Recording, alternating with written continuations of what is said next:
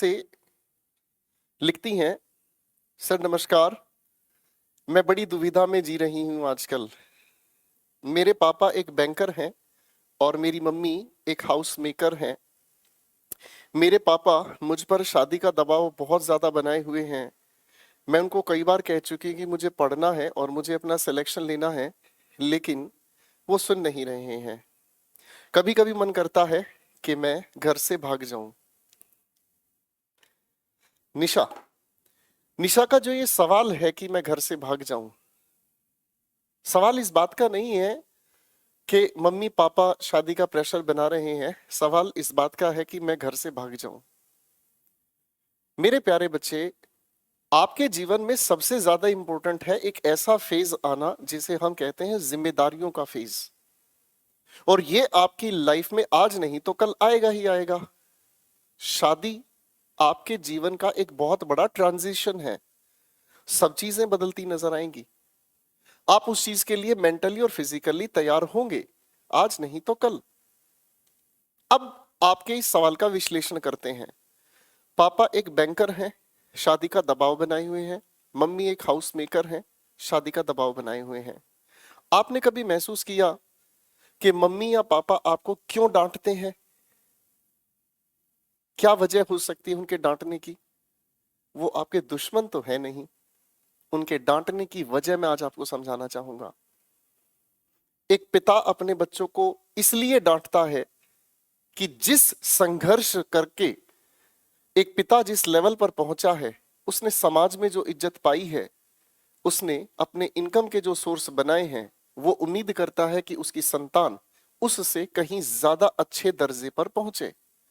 पिता के डांटने की सबसे बड़ी वजह है कि पिता अगर अपने बच्चे को डांटता है तो वो चाहता है कि जितना मैंने कर लिया अपने जीवन में, मेरा बच्चा मुझसे थोड़ा आगे बढ़ जाए।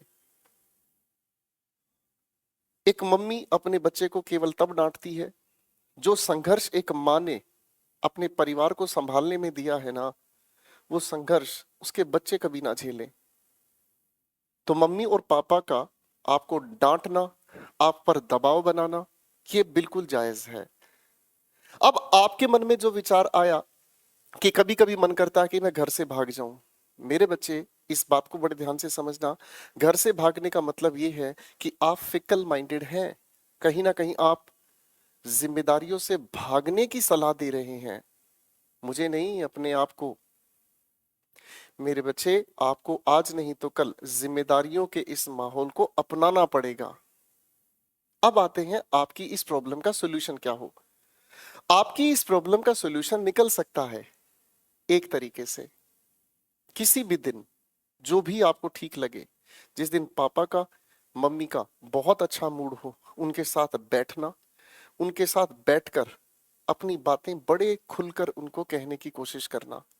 और जो मैंने आपको बताया है कि पापा के डांटने की वजह क्या है, मम्मी के डांटने की वजह क्या है, पापा का आप पर प्रेशर बनाने की वजह क्या है, मम्मी का आपके ऊपर प्रेशर बनाने की क्या वजह है, एक दिन उनको यही शब्द बोलना कि आप चाहते हैं ना कि मैं, आपने जो मुझे जिंदगी दी है, कि मैं अपनी आने वाली संतान को इससे भी अच्छी जिंदगी दूं। आप चाहते हैं ना कि जितनी खुशियां आपने मुझे दी हैं, इससे बहुत ज्यादा खुशियां मैं अपने दम पर अपने जीवन में बना सकूं। मुझे पूरा यकीन है मेरे बच्चे, निशा, मुझे पूरा यकीन है कि आपके मम्मी पापा आपके इस डिसीजन के विरुद्ध कभी नहीं जाएंगे। और बच्चे, एक बात हमेशा याद रखना, अपनी जिम्मेदारियों से भागना ये सिर्फ कायरता है, ठीक है? और एक दूसरी बात फिर कहना चाहूंगा, जिस रिश्ते में समर्पण होता है वो रिश्ता ही सच्चा होता है। और जिस रिश्ते में सिर्फ अपना सोचना होता है, उस रिश्ते में सिर्फ शोषण होता है। तो निशा, जैसी ये प्रॉब्लम हर किसी की हो सकती है कि उम्र के तकाजे की वजह से उस बच्चे पर दबाव बनाया जा सकता है। अपनी बातों को अपने पेरेंट्स के साथ खुलकर करें, उन्हें अपने जीवन का पॉइंट ऑफ व्यू समझाने की कोशिश करें कि आप अपनी लाइफ को किस तरह से सोचते हैं। एक आखिरी बात, कभी पापा के जूतों को ध्यान से देखना। घिसे हुए भी पहनते हैं लेकिन फिर भी खुशी से पहनते हैं। क्यों? क्योंकि वो घिसे हुए जूते पता नहीं घर में कितनी खुशियां लेकर आते हैं। मम्मी की अगर साड़ी या सूट कलेक्शन आप देखोगे, लिमिटेड साड़ियां सूट होंगी, लेकिन उन छोटी छोटी बचत से आपके लिए कितना कुछ करने की वो कोशिश करती हैं। आपके मन में कभी बुरे विचार नहीं आएंगे। निशा, अपने जीवन का अच्छा रास्ता चुनने के लिए कभी कभी हमें अच्छा समझाना भी पड़ता है।